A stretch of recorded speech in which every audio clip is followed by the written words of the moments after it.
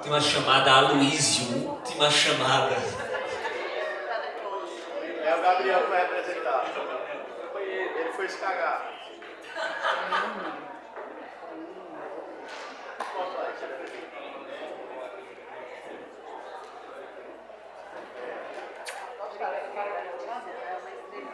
E o Luciano? Você não vai chamar o Luciano, não? Atenção, pessoal que está no show do Zé Ibarra. Por favor, chame o Luciano para vir para Ligar cá. pra ele. O Leonardo, o Zé Ibarra.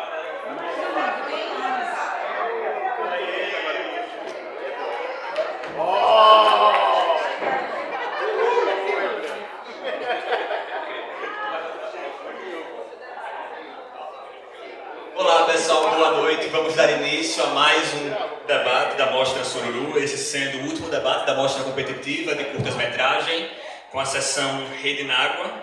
Eu sou Leonardo Amorim, fui um dos 3 curadores junto com Érica e com Caio. E aí eu vou mediar esse debate de hoje. Vou fazer só uma primeira pergunta muito direta para todos os filmes, e vocês já podem ir pensando em perguntas que vocês gostariam de fazer para eles, para a gente fazendo um agrupamento de perguntas para agilizar e garantir que todos possam falar e questionar e etc. Então, gente, primeiro parabéns pelos filmes, todos vocês que estão aqui. Nós temos aqui no palco tanto pessoas que fizeram direção, quanto que foram personagens, quanto que estavam na produção.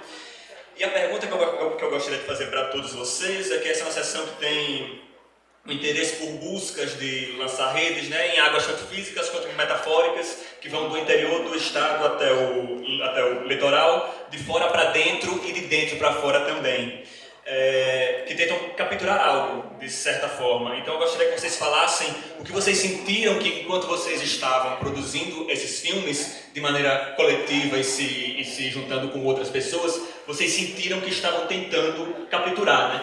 Porque toda vez que a gente faz um filme, a gente está tentando capturar algo. Pode ser uma história, pode ser um tema, pode ser aquilo que pode ser visto como o coração do nosso projeto. Então eu queria que vocês falassem um pouco sobre isso. Gente, eu acabei nem me apresentando naquele momento, a primeira vez, Adriana, mas na hora eu fui diretora de produção do Alice. Eu acho que assim, o Alice, ele tem um tema muito sensível, né, um tabu, muitas vezes, mas eu acho que o que aconteceu no Alice foi uma coisa muito, muito louca, porque quando o Gabriel Novis falou sobre a casa da Alice, a gente ia fazer em Jacarecica, num predinho. E conhecendo ele, eu sabia que na hora que ele chegasse lá e visse, não funcionaria por conta do tamanho que a gente precisava ter para colocar equipamento e tudo. E aí eu falei, tem um lugar que eu tenho certeza que você vai gostar. E aí fui, já levei direto para casa de Juliana Calles, eu não sei nem se ela está aqui agora, enfim, mas a hora que ele chegou lá, ele amou a locação e falou, é aqui, beleza. A gente começou a trabalhar com a locação, então Casa de Alice vai ser a casa de Juliana. Quando a gente estava fazendo o Tech Scout, que aí já estava, há 2 dias de filmar, a gente foi para a casa da Ju, fizemos a visita e depois a gente foi almoçar. E a hora que a gente estava almoçando, chegou umas imagens no celular da diretora de arte, e aí a gente foi mostrar para o diretor, e aí ele falou, não, porque o Babu, a hora que ele falou Babu, eu entendi que o Babu, o pai da Alice, era um dos amigos de uma vida toda, de Juliana Calles, inclusive na casa dela tinha 2 diários dele. Pra gente, o filme começou ali, assim, a parte, como é que a gente conseguiu, do nada, sem ninguém saber, a gente está numa locação onde a pessoa que a gente estava retratando tinha estado por muito tempo, muitas vezes, inclusive a própria Alice encontrou os cadernos do pai dela na locação que a gente escolheu aleatoriamente para ser a casa dela.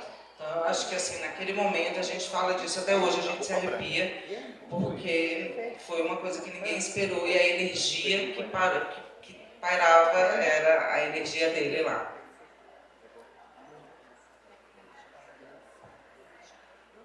Eu sou Rafael Barbosa, produtor do filme. Eu acompanhei o processo muito de perto, assim, o processo criativo do Lu, que foi um processo longo, de muitos anos. Quando ele me contou a história, que é a história que aconteceu com o bisavô dele, Sebastião, que um dia sumiu de casa. Ele tinha 84 anos e fugiu de casa com 20 reais e um facão na mão. E a família ficou um período mais ou menos de uma semana numa busca desesperada, tentando localizar e saber o que aconteceu com ele. Até que ele finalmente encontraram ele em Porto de Pedras, que é a cidade natal dele. Ele fugiu de Maceió, morando com a família em Maceió, onde ele veio passar a velhice. Mas ele sempre queria pedir para voltar e a família não tinha condição de fazer isso naquele momento. E ele foi encontrado depois de uma semana desacordado na praia, nu e com muitas feridas nos pés. E aí foi levado para casa mas nunca contou o que aconteceu, como é que ele chegou lá. A família sempre perguntava e eles conversavam e ele nunca revelou como ele chegou lá. E o processo de construção desse filme foi imaginar esse caminho e principalmente imaginar o sentimento que moveu ele a fazer esse percurso. Ele não tinha Alzheimer, enfim, não tinha um diagnóstico de demência. Então é mais curioso ainda imaginar como ele planejou, o que ele fez, né? Que encontros foram esses que Sebastião viveu nessa viagem. E houve um processo muito profundo de pesquisa, assim. Eu acho que dentro dos curtas-metragens que eu trabalhei, eu acho que foi a pesquisa mais intensa, assim, de a gente tentar mergulhar. A gente fez algumas viagens a gente refez esse trajeto algumas vezes, né, buscando os lugares possíveis que a gente podia filmar, né, os personagens que estavam nesse caminho, a geografia. O diretor chegou, então vou deixar ele terminar. Salve esse diretor!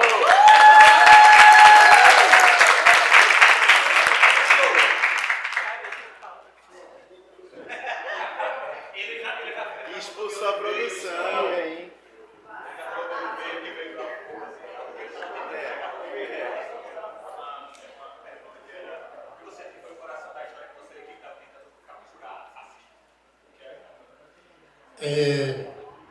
Primeiramente, boa noite. Então, respondendo a pergunta, assim, eu acho que a necessidade que eu tinha de filmar esse coração é porque quando eu pensava nessa história, né, nesse trajeto que o meu bisavô fez, saindo de Maceió e indo para o seu lugar de origem, que era Porto de Pedras, a imagem que mais me vinha à cabeça, assim, era o coração dele, assim, mais do que qualquer outra coisa, mais do que o corpo dele. Eu ficava o tempo inteiro voltando para essa imagem de um coração que deseja tanto voltar para o seu lugar de origem e acaba, enfim, cedendo a esse desejo e tentando cumprir essa missão de vida, né? Porque ele fez isso com 84 anos de idade, assim, já estava bem... Enfim, não sei se eu respondi, mas é isso aí, família.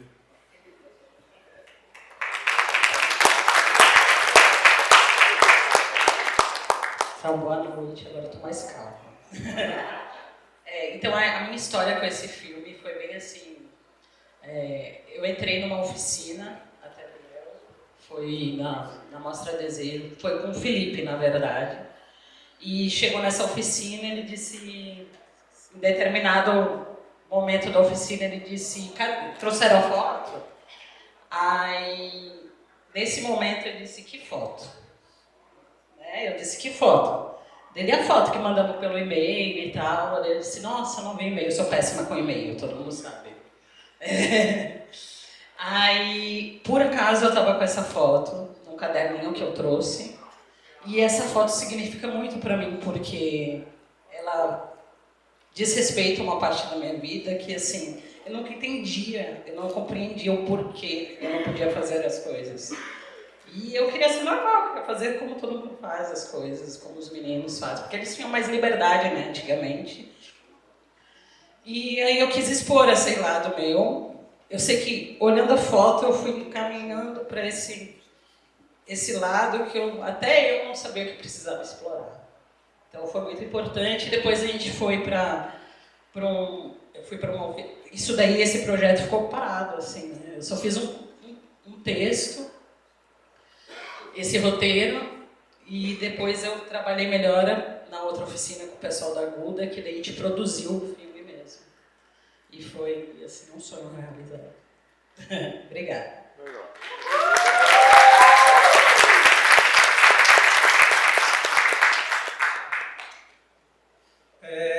Então, o Daisy, ele surgiu no período em que eu tinha parado de fumar também, então, inclusive no dia do meu aniversário. E depois de que eu acabei o filme eu voltei a fumar, mas agora já estou sem fumar de novo, há 4 meses. Então... Você tá mais lindo. Obrigado, Lívia. Então, dentro desse processo, o Daisy ele nasceu com a vontade de fazer um filme sobre vício, né?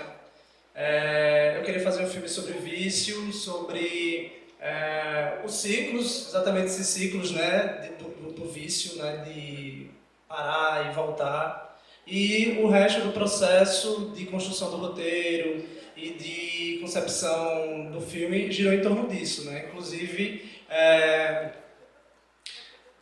abdicando de coisas que esclareceriam mais o que estava acontecendo ali ao redor de Daisy, por exemplo, né? Chegou um momento em que a gente sabia mais o que estava acontecendo, mas isso daí fugia de onde eu queria o filme, assim, sabe? Que era o vício em si. Então, acho que eu consegui isso. O Festival Revoada, eu não lembro qual foi a edição, que foi lá no Benito Bentes, teve uma sessão bem bonita lá, em que a plateia ria, assim, sabe? Do filme. E eu achei a sensação muito boa, assim, né? De estar lá e as pessoas assistindo o filme numa praça e rindo do filme. E o meu filme anterior, ele é mais introspectivo, foi um filme que foi feito na pandemia, pós-pandemia. Então, eu fiquei com vontade também de fazer um filme que eu pudesse passar numa praça e que as pessoas se divertissem. Então, eu acho que foram os dois motes, assim, né? Um filme leve, mas que ao mesmo tempo falasse sobre o vício e essa frustração, né? Desse ciclo de se livrar de um vício. Acho que é mais ou menos por aí.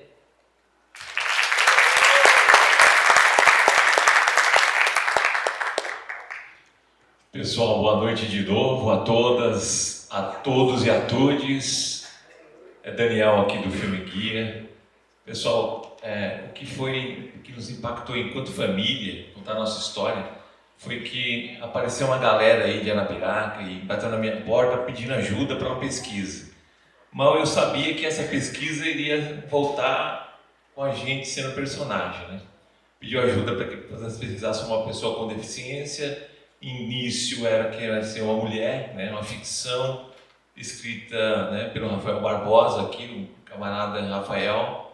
E depois, com a pesquisa do nosso diretor Denis Tarcísio, Leandro Alves, toda a equipe aqui que está representada, se tornou o Filme Guia, que conta a história de uma família com duas pessoas com deficiência visual e a minha filha com miopia, né, que precisava fazer uma cirurgia, senão ia perder a visão, né, e o filme relata e tem alguns trechos que se torna até pedagógico esse filme guia, está indo para as escolas, está indo para vários festivais, para mostrar que existe recurso de acessibilidade, né, para além da audiodescrição, legenda descritiva, para surdos, né, e pessoas ensurdecidas, e também a legenda de Libras. Então a gente traz o processo de inclusão dentro, né, de um processo muito sensível, né?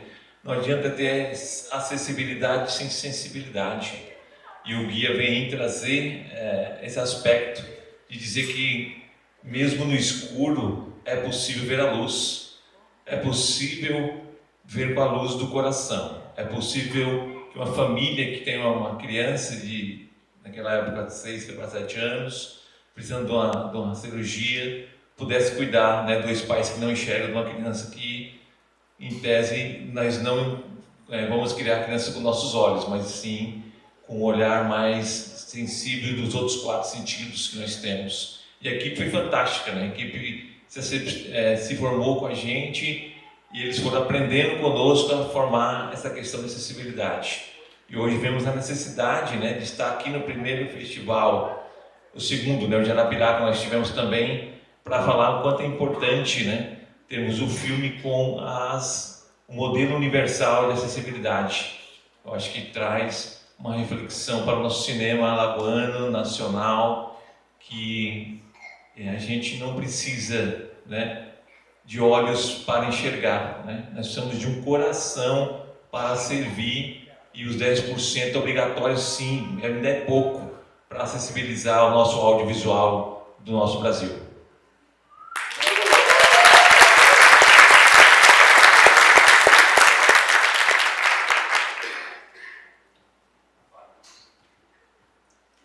Boa noite, mais uma vez aqui a mãe daquela criança que é citada no filme intitulada Guia, para que assim também as pessoas vejam, sintam que a pessoa com deficiência também é capaz. A pessoa com deficiência ela é capaz desde que tenha a oportunidade, mas ela é capaz de viver como todo mundo, é capaz de trabalhar, de estudar, de casar, de ser mãe, de ser pai, de educar.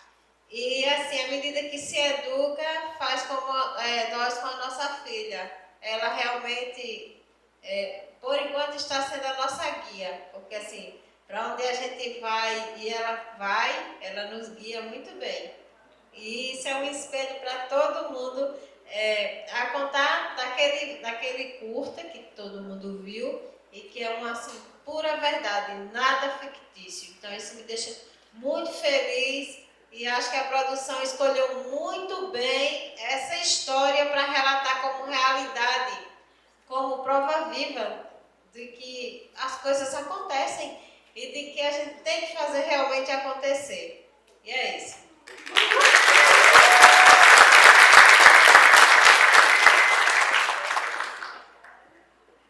Boa noite. Voltando à pergunta do Léo, ali do que a gente estava tentando capturar, acho que é um preâmbulo interessante dizer que esse filme foi produzido no final da pandemia, então a gente ainda estava impregnado ali daquele tempo. E penso que algumas das coisas que a gente tentava capturar era, de alguma maneira, um sentimento de imobilidade do tempo, que fosse possível, de alguma maneira, viver ali. Uma ciclicidade, no entanto, dentro disso, né, que a gente testemunhava e também que estava espelhada nesses próprios ciclos da natureza, que às vezes a gente não enxerga tanto, mas que servem ali de referência dentro desse trânsito.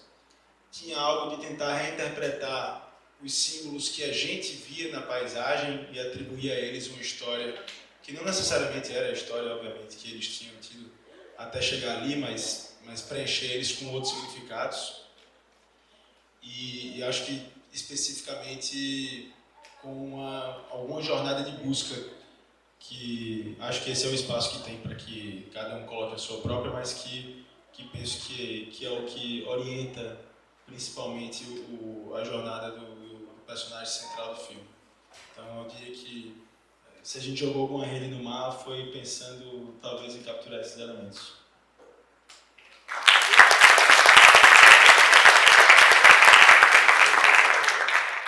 Então, gente, a gente vai abrir as perguntas agora. Quem já tiver pergunta, levanta a mão. Temos uma pessoa lá atrás, dou-lhe uma. Cadê outra pessoa? Levanta a mão. Tem uma pessoa lá atrás, Gabi.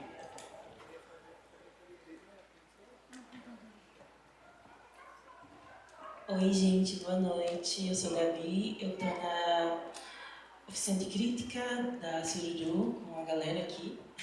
E a gente, a minha pergunta sobre Alice, e eu tava muito ansiosa para ver Alice, assim.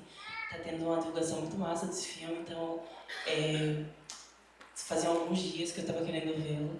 E é muito bom ver na tela do Sururu, né, um filme alagoano. E a Alice, apesar de eu não conhecê-la, a gente tem um ateliê de cinema aqui chamado Ateliê Chico Unicongo. E acho que é importante eu citar ele nessa minha pergunta, porque ele faz totalmente parte da formação de pessoas trans aqui, né? E eu só conheci a Helvética, por exemplo, no filme a partir dele, assim. Então é muito massa, sabe, essa relação, enfim.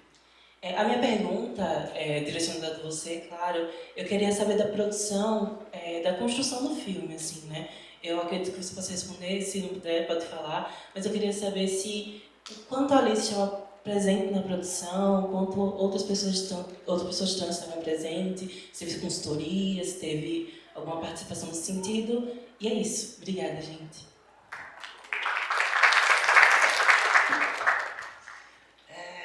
Vamos lá. Eu acho que essa história da Alice, ela estava há muito tempo na cabeça do Gabriel, porque ele queria muito contar a história dela, mesmo sabendo que a Alice tinha, acho que tem 25 anos, quer dizer, né, você fazer um documentário sobre uma pessoa tão nova, mas a história dela sempre mexeu muito com ele, e ele tentou preservar o máximo de verdade, então, dos amigos dela, das pessoas que estavam com ela o tempo todo, que eram as pessoas que ela confiava. Então, a gente teve muito cuidado, porque tudo é muito delicado. A gente teve uma cena, que é a cena da chuva, que essa cena foi muito emocionante para ela. A gente via ali que a gente estava chegando em lugares dela, que eram lugares muito íntimos, assim, e que ainda doíam muito.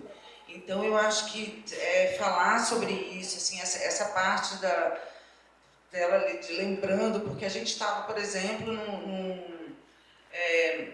no lugar com a chuva cenográfica, com um telão gigante, passando cenas da vida dela com o pai o tempo todo. Então, a gente sabia, tinha hora que a gente chegava, assim, não, vamos parar aqui, porque sabia que aquilo ali estava passando do limite que ela poderia aguentar naquele momento. Então, acho que isso daí foi sempre respeitando, né? Assim, claro que tinha hora que a gente tinha que fazer a cena, tinha que acontecer, mas a gente procurou respeitar muito e retratar o máximo possível, né, da vida dela, por exemplo, ali Jacarecica, que era um lugar, a família dela morando no Benedito Bentes. Então, a gente tentou também passar por todos esses lugares, mas o que a gente estava mostrando era o que tinha dentro dela, né? Independente dos lugares onde ela morou, passou ou esteve, era o sentimento dela, que o encontro dela com o mar era um encontro com o pai também, depois de tudo. Enfim, não sei se eu respondi aqui, porque se deixar eu vou falando, nem percebo, mas foi isso, a gente teve muito cuidado para ela estar sempre muito confortável. A hora que a gente via que ela estava chegando em algum limite, a gente parava, porque a ideia era que ela fosse feliz também, contando a história dela, e que ela representa tantas trans maravilhosas que passam por tanta dificuldade, e a gente sabia que o filme ia ter uma repercussão pela verdade que ele traz. Então, no mundo inteiro, a gente está em festivais e está sendo super bem recebido, mas eu acho que é isso, assim, importante, para além de todos os grandes prêmios que o filme já levou, era contar essa história aqui em Alagoas. Acho que é isso.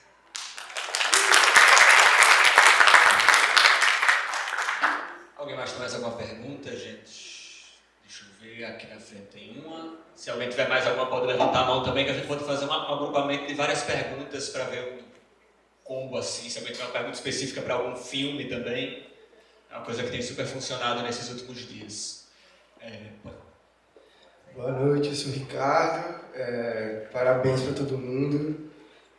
Hoje os docs foram assim, em maioria, né? Então acho que gostaria muito de perguntar para cada um deles, ou quem quiser responder, como o processo de pesquisa os transformaram, assim, na medida que, quando a gente está fazendo uma pesquisa, eu sou jornalista também, e já fiz muita pesquisa de reportagem, buscar, enfim, personagens e tudo mais, e às vezes a gente muda muito só em uma pesquisa e tal, mas eu acho que quando o processo é pessoal, autoral, a gente muda de alguma forma. Eu queria saber se alguém mudou, se transformou, achou que estava procurando. E parabéns demais, eu chorei demais hoje, meu Deus.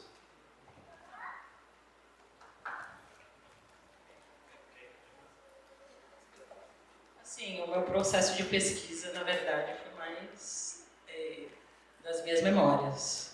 Não necessariamente foi a verdade que aconteceu, né? Que a gente sabe que o que a gente lembra é o que a gente pensa e lembra daquele momento. Não necessariamente pode ser o que estava acontecendo. Mas, para mim, o meu sentimento era o que estava acontecendo e era importante. Então, assim, o meu processo de pesquisa foi meu.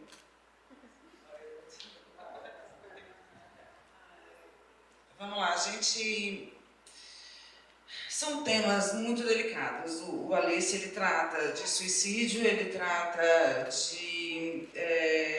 da comunidade trans, ele trata de preconceito no esporte, porque era uma coisa que quanto mais ela ia transicionando, mais ela via que os pares do surf e do skate iam colocando ela em um outro lugar.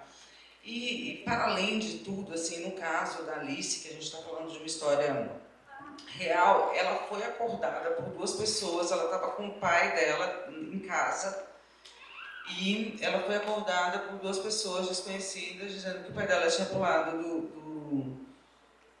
da janela. E isso daí, em outros projetos também, eu fiz pesquisa, e para cada suicídio que acontece, mais ou menos 137 pessoas são atingidas literalmente, assim, né, enfim, e as 10 mais próximas têm 50% de chance a mais de cometer o suicídio. Então, eu acho que esses temas que a gente procurou abordar, eles são realmente muito delicados de você chegar num lugar, porque, por exemplo, se você vai hoje num edital, você coloca um filme sobre o suicídio, ele não é selecionado nunca. Isso eu estou falando porque eu já tentei, eu tenho um filme que fala sobre isso, e eu já tentei mais de 10 editais e ele não entra, e ele está super bem escrito, porque ninguém quer tocar nesse assunto. É um assunto que todo mundo, vamos colocar aqui do lado, entendeu? Então, depois a gente vê, vamos esconder, ou é um tabu, ou quando as pessoas se suicidam, nem é falado em qualquer matéria. Quando não falam, é que a gente acha que a gente tem certeza que foi. Então, eu acho que essa pesquisa que foi feita, principalmente assim, né, porque o diretor era amigo dela desde de criança, assim, desde muito novo. Então, foi se construindo essa história na cabeça dele durante todos esses anos, e a transição, eu acho que foi o pontapé inicial para ele querer contar essa história.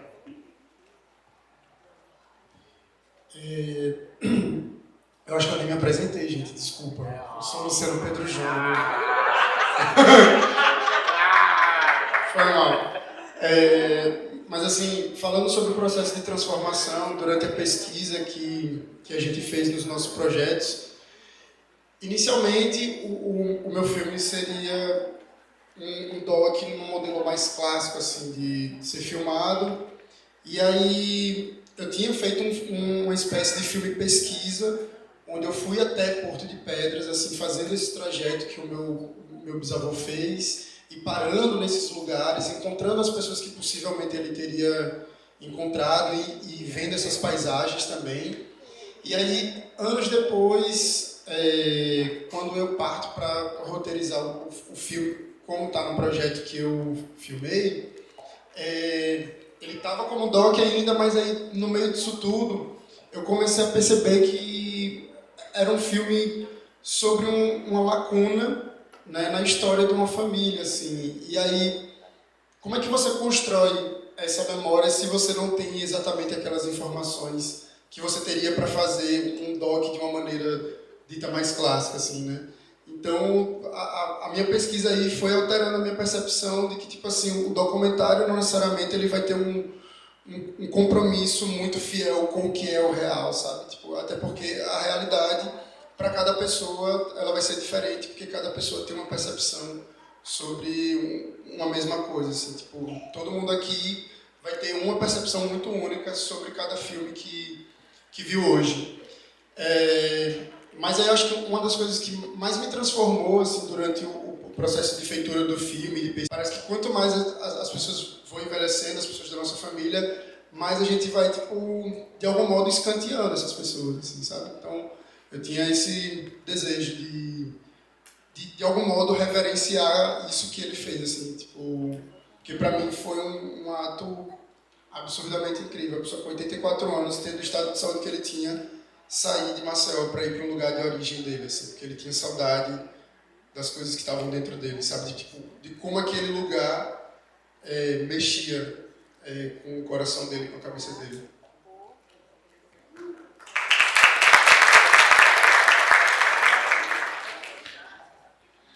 Então, a pesquisa do guia, né, foi bem interessante, porque o diretor Tarcísio, né, Denis Tarcísio, me procurou querendo saber como é a vida da pessoa com deficiência visual e tal.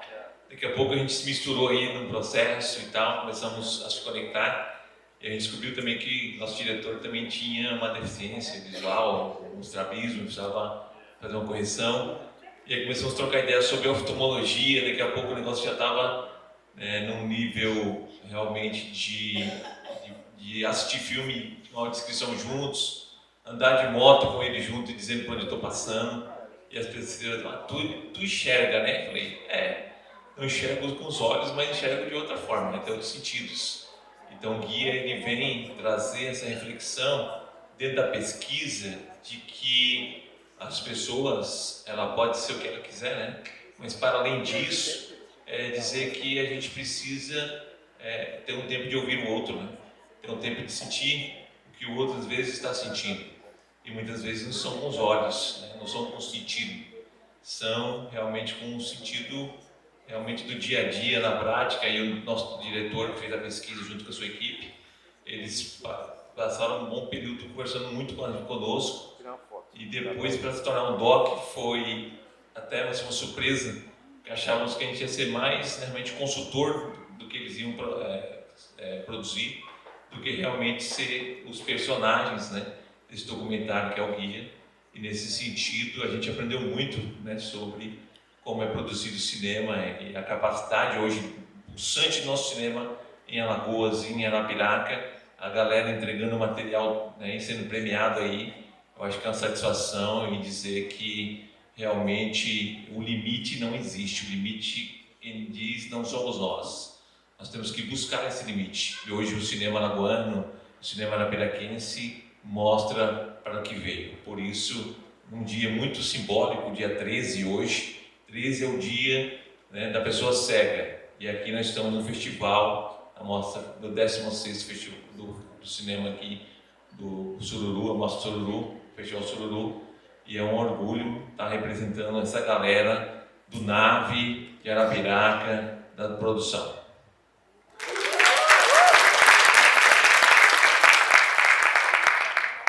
Eu vou fazer uma pergunta para as ficções, mas quem tiver alguma pergunta pode levantar a mão, que aí o microfone já pode ir direto para você, se alguém tiver. Por enquanto não. Opa, ali, perfeito. Pode levantar ali para essa pessoa. Eu gostaria de... E uma pessoa lá atrás, desculpa, essa luz aqui cega, menino. Não tem como, mas é isso. Primeiro aqui, depois lá atrás. Queria perguntar para Maninho e para Daisy Ex Machina, porque vocês se concentram, cada um de sua forma, em personagens que estão fugindo de si ou então se encontrando no fim de outras maneiras, né? E aí vocês adotam ritmos muito distintos, assim. Daisy tem uma coisa de uma agilidade quase pop, quase, vamos dizer assim, no cinema mais dos anos 90, né? Assim, enquanto Maninho tem essa coisa dos planos dilatados mais longos, mas claro que tem momentos que o corte entra como uma forma de trazer mais sensações e, enfim, né? Pensar essa imagem como uma experiência sensorial mesmo, assim. Então eu queria que vocês falassem sobre esse processo de montagem distinta, relacionando com essas personagens e essa natureza delas, assim. Então, o Daisy, como eu queria que a gente acompanhasse e tivesse uma noção assim, do tempo passando, né? Porque a história se passa durante um dia. Então, é importante que a gente estivesse próximo de Daisy o tempo inteiro para enfatizar os sentimentos da personagem, né? Que no caso dela era o sentimento de fissura. A gente trabalhou muito assim, né? Desde o momento que ela para e as coisas vão acontecendo e vai trabalhando nesse sentimento. E essa linguagem de câmera de movimento, próxima dela, os jump cuts, então a gente está manipulando o tempo, acelerando ele também, para dar uma sensação de até exaustão, assim, né? Quando termina o filme, a personagem ela passou por um dia corrido. Então, o movimento de câmera, essa estética que você falou, né, dos anos 90, os anos 2000, tem uma referência que a gente se inspirou, que é o Good Time, por exemplo, que é um filme que ele se passa durante uma noite inteira, assim, e a câmera está sempre muito próxima da personagem. Então, eu acho que essas escolhas foram para fortalecer esse aspecto do filme de uma angústia da personagem, né? Daí a escolha por esses planos mais, uma câmera mais em movimento, com ritmo mais acelerado também. E essa pegada pop também, né? Para não deixar as coisas tão paradas assim nesse dia dela, até que o filme para de forma brusca numa câmera lenta. Então foi mais ou menos essa aí a construção como foi pensado assim, né? Em termos de composição, de montagem, para fortalecer esse aspecto da história que é importante para ela.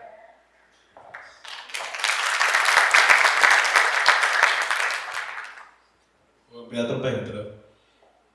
Acho que conecta um pouco essa questão do tempo do filme e do modo como a gente trabalhou isso com talvez aquele primeiro elemento que eu tinha mencionado antes, de tentar capturar um pouco a sensação de imobilidade do tempo de alguma maneira e de uma ciclicidade.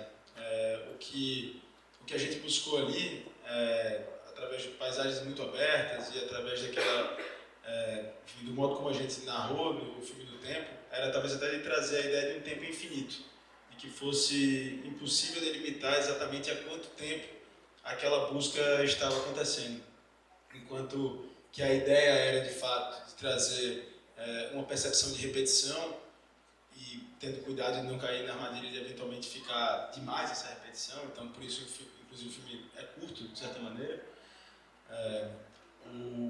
O objetivo era que a gente não conseguisse precisar muito obviamente quanto tempo a gente testemunhou da vida daquele personagem, e que no limite essa dúvida, essa questão fosse uma questão para ele próprio, que é de fato colocada para ele em algum momento durante a narrativa pela personagem da Tiziane que vem se encontrar com ele. Então a ideia, que aliás talvez seja um dos cortes que você se refere ali, que traz uma mudança rítmica um pouco ali para a montagem.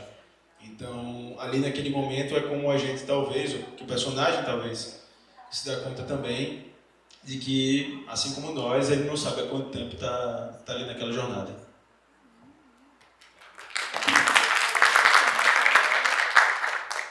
Gente, a gente tem uma pergunta aqui, tem a pergunta do Ari lá atrás, vamos fazer um combo de perguntas, que a gente tem até 10 horas, temos 15 minutos, então se alguém tiver pode levantar a mão também, pode fazer a sua primeira. Boa noite, meu nome é Nestor, parabéns a todos, cada obra foi incrível.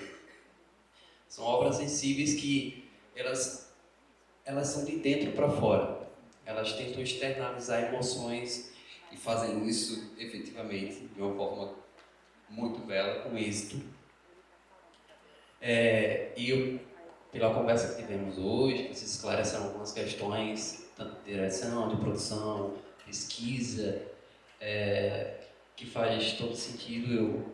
Eu me emocionei muito com o último, que é onde me leva os meus pés. Eu tenho uma questão de pertencimento nesse quesito, e é mais direcionada a essa obra, como foi criado o texto. Eu me emocionei com o texto, porque pelo contexto, história, da pesquisa, há uma lacuna sobre o seu avô, creio que seja seu avô, sobre o que ele fez durante esse percurso, nessa volta para si, que seria a volta do coração, né? A volta para o princípio de onde ele era feliz, de onde ele queria retornar para a sua felicidade. Eu não sei se seu avô ainda está em vida aqui, mas eu gostaria de saber se o texto ele foi trabalhado em cima de depoimentos dele, ou se há uma ficção poética, com a licença poética, em cima desse texto que eu achei maravilhoso, De fato, assim como os outros também, que tiveram textos incríveis, bem bacanas, né? Que, principalmente o documentário e o filme de Alice, que também o texto, creio eu, que há uma improvisação também da atriz para trazer essa verdade, tão verdade que demonstra de fato, mas acredito também que a construção vem de cima. Há um texto construído também. Essa é a minha pergunta. Há um texto construído ficticiamente com a licença poética ou é tudo cru de improvisação ali, do personagem verdadeiro? Antes de tu responder, deixa eu só... alguém da produção pode levar o Miguel ali, obrigado, para o Ari lá atrás, por favor. E aí, vocês vão se desencontrar, o que é isso? Valeu. Boa noite. Boa noite. Ajudar na localização. Boa noite, pessoal. Meu nome é Ari. Algumas perguntas vão ser gerais e outras vão ser específicas, eu acredito. Temos 15 minutos. Tá, vou tentar ser breve. Para o filme Deus Ex Machina e para o Maninho, eu queria ouvir vocês falarem mais sobre as escolhas das locações, das paisagens. Em Deus Ex Machina me chamou a atenção o tanto de lugares que o filme percorre, né? Lugares muito inusitados, mercado, aquela parte ali do Mirante de Santa Terezinha, né? Como foi a ideia de pensar no trajeto do filme. Em Maninho, pensar um pouco também, falar um pouco sobre a escolha desses ambientes, né? Que o ritmo é tão devagar que faz a gente poder apreciar cada vez mais, né? Cada pedacinho desse mar e tal. E para o pessoal do guia, eu fico muito curioso, porque a impressão que dá é que a Nínive, a vida tornou a Nínive uma cineasta precoce, né? Porque a câmera ajudava ela, a câmera se via como uma grande mediadora entre ela e o mundo visível. E aí eu queria saber um pouco sobre como foi o diálogo entre vocês três, família, com a equipe do filme, para pensar mesmo essas escolhas de planos, de cenas, e como vocês acham que elementos como a audiodescrição pode melhorar a fruição do cinema. É isso, obrigado. Ok, creio que não temos mais ninguém. E aí a gente vai começar com a pergunta do colega ali. Só uma dúvida. Era só para mapa em questão dos pés ou para todos os documentários que tem? Só para mapa, né? Beleza. Como é teu nome? Nestor, muito obrigado pelos comentários e pela pergunta. Então, o texto, né, que é muito bem, enfim, interpretado, falado por Igor de Araújo, esse ator imenso, excelente, gigante. Eu escrevi ele porque, tipo assim, é isso, o roteiro passou por diversas transformações, eu sabia o que eu queria filmar em termos de imagem, mas ainda não tinha chegado no que eu queria da palavra, porque inicialmente iam ter alguns diálogos. E aí, num dado momento, o Rafael Barbosa, que é o produtor do filme, chegou para mim e fez: cara, por que você não pensa esse filme como uma carta? E aí eu falei: tá, então eu vou escrever uma carta. E aí eu lembro que, tipo assim, sei lá, eu tinha terminado de filmar as imagens que eu queria, e aí 2 dias depois eu sentei, e ainda sem olhar as imagens, porque tinha ido para o laboratório para revelar e digitalizar, eu sentei e, tipo, sei lá, eu lembro que assim, em 25 minutos eu tinha escrito a carta.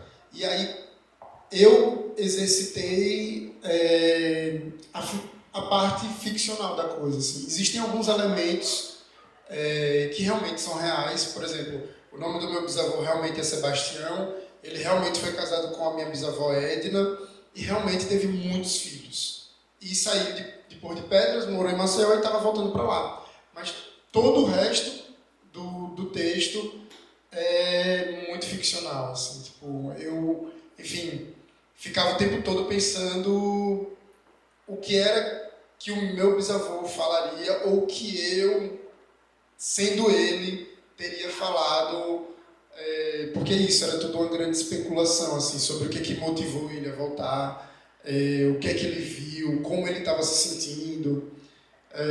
Então, o filme, na verdade, ele é um híbrido, né? Ele tanto tem a parte ficcional quanto tem o doc. Eu parto de alguns elementos reais, mas outras questões do filme são ficcionais. Assim. O que, para mim, foi um tanto desafiador, porque a família conhece a história real, né?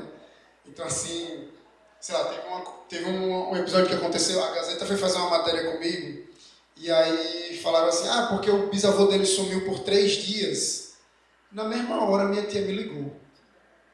Você sabe que foram 6 dias. Aí eu falei, minha tia, mas eu falei que foi 6. Aí ela fez, e por que não anunciaram errado? Eu, caralho, se souberam que tá no filme, então, eles ainda não tinham visto o filme. Mas aí super receberam bem o filme, assim, adoraram esse lado poético, enfim. E aí, tudo certo.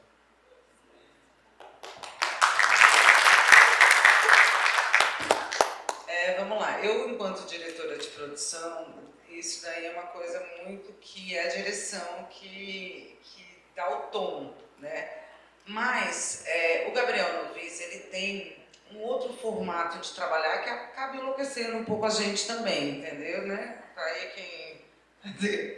ali, porque a gente sabe o que vai filmar, ele sabe exatamente, na cabeça dele, tá pronto ali, editado já. Só que a gente não tem uma coisa tipo, olha, vamos pegar esse roteiro, vamos seguir o roteiro agora, hoje vai ter não sei o quê. É uma coisa mais orgânica, principalmente porque ele trabalha com muita gente no mundo inteiro. E a gente está falando, por exemplo, dirigindo Rolling Stones, dirigindo super grandes produções, mas o que ele gosta é de equipe pequena, ele gosta de estar no set pequeno, ele gosta de estar ali numa coisa mais íntima. Então, a gente tinha todas as locações, a gente tinha todas as cenas, a gente tinha assim, todo o esqueleto do projeto ali, mas as cenas foram construídas durante o processo de filmagem. Né? Então, a gente não tem como pedir para uma pessoa que está falando sobre a vida dela, que a gente dê um texto para ela falar aquilo, porque se não for orgânico, não é verdade. Então, assim, né, claro que tem hora que você tem, que, assim, né, nós vamos para o céu, né? Ali. Mas a gente vai dar uma passadinha em outro lugar antes. Mas o que acontece? A gente sabe que tem hora que a pessoa está no limite dela da emoção.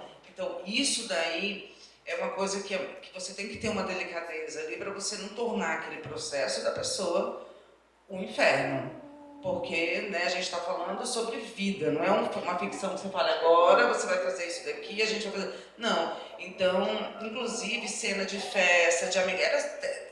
se você estivesse com seus amigos, você estaria fazendo como? Se você tivesse... Então, a gente tinha esse cuidado de ficar o mais natural possível, até porque não era uma atriz, né? Enfim, apesar de ser uma artista, de ter uma sensibilidade, de, né, enfim, ter um monte de coisa que jogava junto, mas... A gente tem que, quando você está fazendo um documentário, você tem que ter a sensibilidade de saber até onde você pode ir e aonde você tem que recolher ali. E é isso. Eu acho que isso daí ele teve, principalmente também porque eles se conheciam há muitos anos. Né? Então tinha essa intimidade.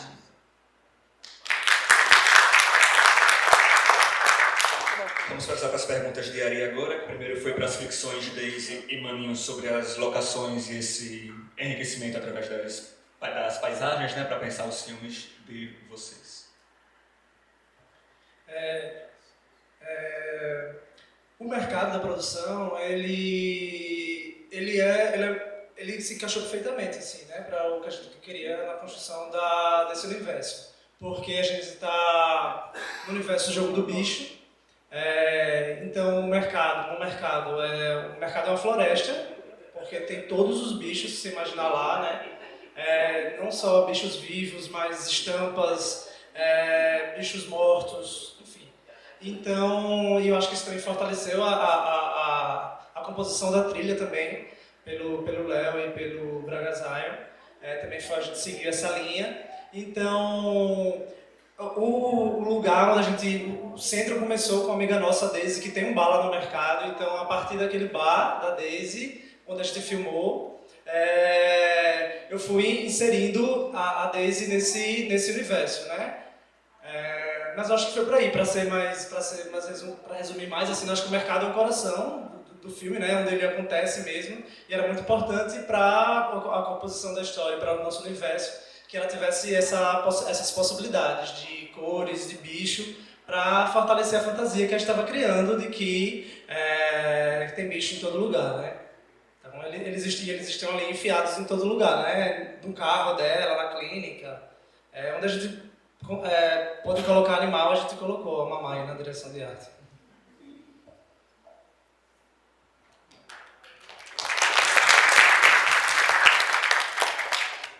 Bom, e a pergunta ali, no caso do Maninho, tem uma coisa que a gente aprende indo para a praia, pode ser aqui, mas nesse caso o filme obviamente ele é filmado em Porto de Pedras, é que a maré seca muito e ela sobe muito rápido.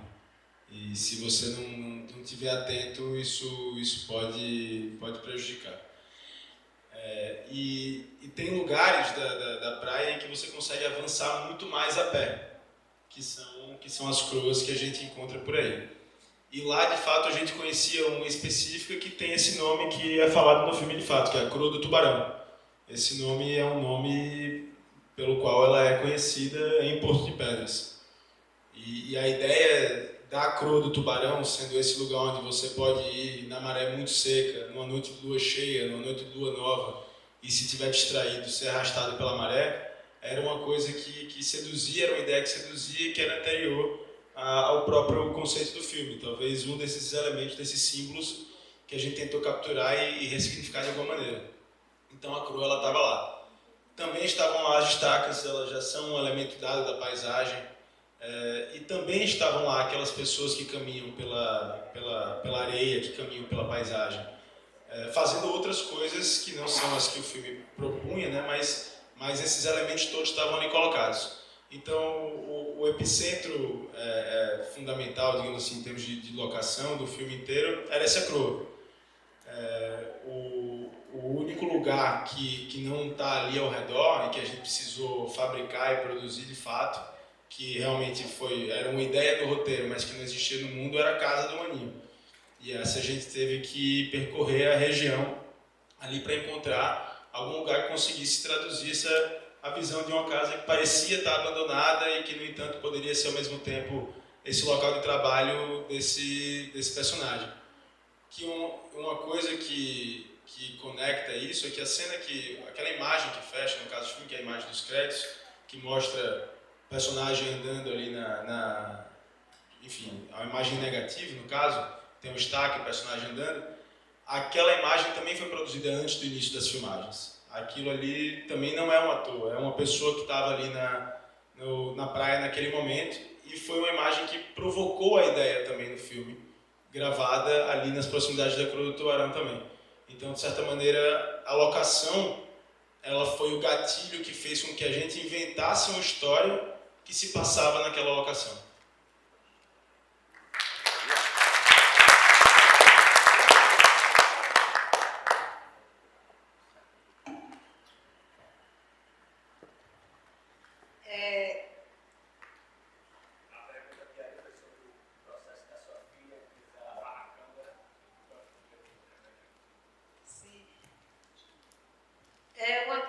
Essa questão da câmera foi para que ela tivesse mais assim uma visibilidade, não que ela pudesse enxergar, porque ela enxergava, mesmo que turvo, mas ela enxergava, mas para que ela tivesse assim uma visibilidade de mundo que gira em torno da gente. Então ali foi um incentivo para a gente mostrar aquilo que realmente a gente é, porque não teve nada fictício, não teve nada criado. Foi assim, não sei se eu estou respondendo à altura, mas foi assim, coisas vividas mesmo, e a gente só quis mostrar para as pessoas que aquilo realmente é vivência. É o dia a dia da pessoa com deficiência visual, onde ele tem uma criança e que a gente, com a câmera, para ela foi uma visibilidade do mundo que girava em torno dela. Então ela se sentiu assim, muito curiosa de saber que estava filmando o que estava acontecendo. E assim, para ela foi muito gratificante, porque ela se entregou à câmera.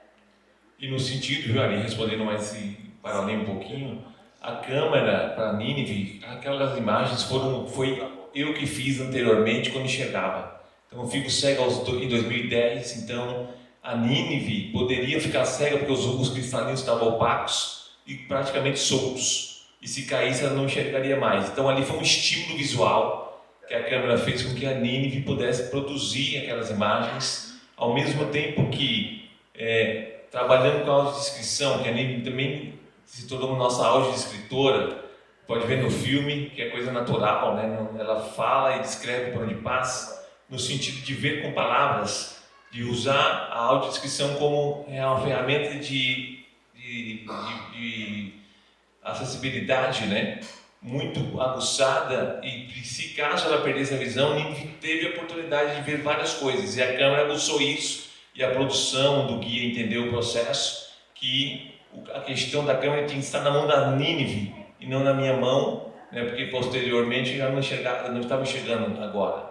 Mas Nínive enxergou e está enxergando, e foi um sucesso a cirurgia, graças, né, à energia positiva da equipe, produção, todos que participaram do filme Guia, desde aqui de Maceió, torcendo, mandando energia positiva, e hoje a Nínive é a nossa guia.